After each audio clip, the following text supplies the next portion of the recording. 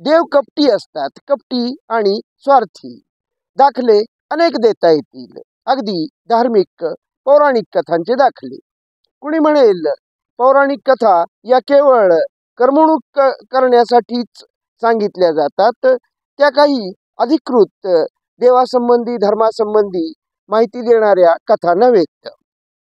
शिवाय त्या अधिकारवाणीनं देवासंबंधी किंवा धर्मासंबंधी माहिती योग्य प्रकारे देतही नाहीत. आणि देवाधर्मासंबंधी योग्य अधिकृत माहिती हवी असेल तर त्यासाठी वेदवाङ्मयाचा अभ्यास करावा.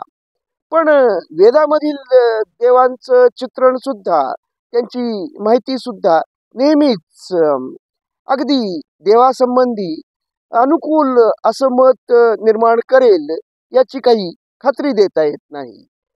इंद्राचं वेदामधील जे वर्णन आहे ते मद्यपी असं आहे. तो घडेच्या घडे मद्य रिचवतो आणि युद्ध करतो. यथा राजा तथा प्रजा असं नेहमीच घडत नाही. इतर देव मद्यपी आहेत असं म्हणता येणार नाही, किंवा इंद्र स्त्रीलंपट आहे म्हणून इतर सगळे देव स्त्रीलंपट आहेत असंही म्हणता येणार नाही. पण देवांचा राजा इंद्र मात्र मद्यपीही आहे आणि तो स्त्रीलंपटही आहे. तो कपटानं स्त्रीचा उपभोग घेतो, स्त्रीला प्राप्त करून घेतो. गौतम ऋषी आणि त्यांची पत्नी अहिल्या यांची कथा यासाठी पुरेशी बोलकी आहे.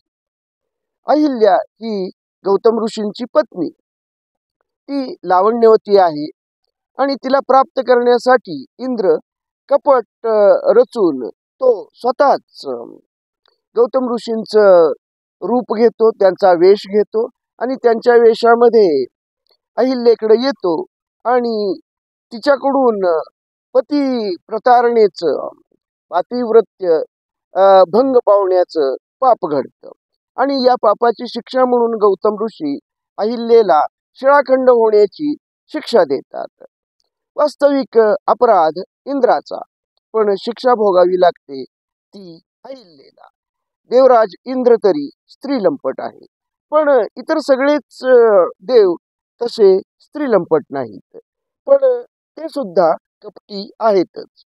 आणि देवांच्या कपटाची आणखी एक बोलकी कथा म्हणून समुद्रमंथन किंवा अमृतमंथन या कथेचा उल्लेख करता येईल. समुद्रमंथन देव आणि दानव, असुर आणि सुर हे दोघही मिळून करतात. त्यासाठी मंदार पर्वताची रवी आणि वासुकी या नागाची दोरी करण्यात येते. आणि ही दोरी दोन्ही बाजूनी घुसळण्यासाठी, मंदार पर्वताची रवी घुसळण्यासाठी सुर आणि असुर दोघही प्रयत्न करतात, दोघही कष्ट करतात. सुरुवातीलाच ठरलेलं असं असतं की समुद्र मंथनामधून जे शेवटी अमृत प्राप्त होईल ते देव आणि असुर दोघही वाटून घेतील. समुद्र मंथनातून एकूण 14 रत्नांची प्राप्ती होते. त्यातील हलाहल भगवान शंकर, भगवान शिव आपल्या कंठामध्ये साठवून ठेवतात. तिथपर्यंत ते प्राशन करतात आणि ते नीलकंठ होतात. भगवान शिवाचा हा त्याग आणि त्यांचं धैर्य देव आणि असुर या दोघांनाही हलाहलाच्या विषारी प्रभावापासून या दोघांचाही संरक्षण करण्यास उपयोगी ठरतं. पण त्यानंतर जी इतर रत्न प्राप्त होतात समुद्र मंथनामधून, ती एकूणच हलाहलासह 14 रत्न. त्यापैकी हलाहल सोडलं तर इतर जी 13 रत्न राहिली त्यापैकी फक्त वारुणी म्हणजे मदिरा हे एकमेव रत्न देवता असुरांना विनासायास मिळू देतात. आणि इतर रत्न मात्र, इतर कुठलंच रत्न ते देवता असुरांना मिळू देत नाहीत. कामधेनू, कौत्सबमणी किंवा कल्पवृक्ष ही जी दिव्यरत्न समुद्रमंथनातून प्राप्त होतात ती सगळीच्या सगळी देवता आपल्याकडं स्वतः घेतात. आणि ज्यावेळी शेवटी समुद्रमंथनामधून अमृताची प्राप्ती होते, ती अमृताचा कुंभ सुद्धा देवता असुरांना मिळू देत नाहीत. असुर हे दुष्ट प्रवृत्तीचे, आणि जर त्यांना अमृत मिळालं तर ते अमर होतील, आणि मग दुष्टपणा त्यांचा अधिकच वाढेल ही भीती देवांना असते. आणि त्यामुळं ते अमृत कलश असुरांना मिळू नये यासाठी प्रयत्न करतात. त्यासाठी ते भगवान विष्णूंना मोहिनी रूप घ्यायला लावून असुरांची फसगत करण्यास भाग पाडतात. असुरांची फसगत करतात आणि असुरांना अमृताची प्राप्ती होत नाही. देवता स्वतःकडेच सगळं अमृत ठेवून घेतात. आता असुर हे दुष्ट प्रवृत्तीचे असं म्हणणारे देव, पण सगळेच असुर दुष्ट प्रवृत्तीचे आहेत का? सगळेच देव अगदीच चांगल्या प्रवृत्तीचे आहेत, कपटी नाहीत, किंवा नेहमीच त्यांच्याकडून चांगलीच कृत्य घडतात असं तरी म्हणता येऊ शकतं का? तसंही म्हणता येणार नाही. आणि सगळेच असुर दुष्ट प्रवृत्तीचे आहेत असंही म्हणता येणार नाही. उदाहरणार्थ बळी हा असुर राजा, पण तो तर प्रजाहित दक्ष असा राजा आहे, आणि त्रैलोक्यामध्ये त्याचा प्रजाहित दक्ष राजा असाच लौकिक आहे. पण भगवान विष्णू वामन अवतार धारण करतात आणि कपटानं फसवून बळीकडून त्रैलोक्याचं राज्य दक्षिणा म्हणून प्राप्त करून घेतात आणि बळीला पाताळ लोकामध्ये ढकलून देतात. हा बळीवर जो अन्याय, एका असुर राजावर जो अन्याय करतात तो देवता करतात, आणि तो सुद्धा कपटानं. रावण हा दुष्ट असंच वर्णन त्याचं होतं, आणि तो दुष्टपणा करतो सुद्धा. तो सीताहरण करतो, पण त्यानंतरच त्याचं जे वर्तन आहे ते मात्र एखाद्या साधूला सुद्धा लाजवेल अशा प्रकारचं आहे. अशोक वाटिकेमध्ये माता सीता ही अत्यंत सुरक्षितपणे वास्तव्य करते. रावण तिच्या मर्जी विरुद्ध तिला स्पर्श सुद्धा करत नाही. या उलट इंद्र हा तर कपट करून अहिल्येचा उपभोगच घेतो.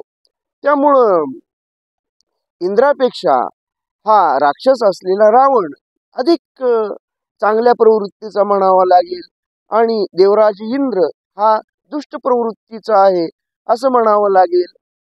आणि देवता आपलं कपट कारस्थान पूर्ण व्हावं आणि आपला स्वार्थ हेतू पूर्ण व्हावा म्हणून अनेक वेळा वेगवेगळ्या रूपामध्ये अवतार धारण करतात.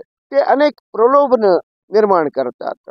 सुंद उपसुंद किंवा भस्मासूर हे दुष्ट प्रवृत्तीचे राक्षस, आणि त्यांचा अंत करण्यासाठी भगवान विष्णू मोहिनी रूप घेतात, किंवा तिलोत्तमीची निर्मिती केली जाते ती ब्रह्मदेवाकडून. अशा प्रकारे प्रलोभन निर्माण करून राक्षसांचा अंत केला जातो कपटानं. पण असं प्रलोभन निर्माण करणं हे फक्त असुरांच्या बाबतीतच देवता करतात असं काही होत नाही. ते ऋषींची तपश्चर्या भंग करण्यासाठी सुद्धा देवता पुष्कळ वेळा प्रलोभन निर्माण करतात. विश्वामित्र ऋषींची तपश्चर्या भंग करण्यासाठी मेनकेचं प्रलोभन त्यांच्या पुढं उभं केलं जातं, आणि विश्वामित्रांची तपश्चर्या भंग केली जाते. आणि विश्वामित्रांची तपश्चर्या भंग करण्याचं कारण तरी काय, तर केवळ विश्वामित्र हे आपल्यापेक्षा अधिक शक्तिशाली होऊ नयेत, त्यांच्या तपस्सामर्थ्यानं ते देवतांनाही अधिक देवतांच्या पेक्षाही अधिक शक्तिशाली होऊ नयेत हा स्वार्थ साधण्यासाठी मेनकेला ते विश्वामित्र ऋषींची तपश्चर्या भंग करण्यासाठी पाठवतात. म्हणजे थोडक्यात काय तर सूर असोत की दैत्य असोत की दानव असोत की मानव असोत, जे मानव ऋषी आहेत असे ऋषी असोत, पण आपल्यापेक्षा अधिक शक्तिशाली होणार कुणी देवता त्याला विरोधक समजतात आणि कपटानं त्यांना त्यांचा प्रभाव आपल्यापेक्षा अधिक वाढू नये याची काळजी घेतात. म्हणजे थोडक्यातच देव हे कपट कारस्थान करून आपला स्वार्थ साधून घेण्यासाठी सतत सतत जागरूक असतात. वास्तविक पाहता देव, दानव, दैत्य हे सगळेच एकाच बीजापासून निर्माण झालेले. आदितीचे आदित्य म्हणजे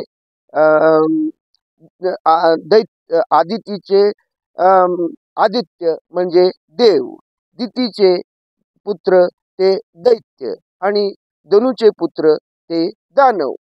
ह्या सगळ्याच आदिती, दिती, धनु ह्या सगळ्याच दक्ष प्रजापतीच्या कन्या या सख्या बहिणी आणि त्यांचे पुत्र हे दानव, दैत्य आणि आदित्य देव हे सगळेच सख्या रक्तामासाच्या नात्यानं एकमेकाशी बांधलेले, पण तरी सुद्धा ते एकमेकांचे वैरी आहेत.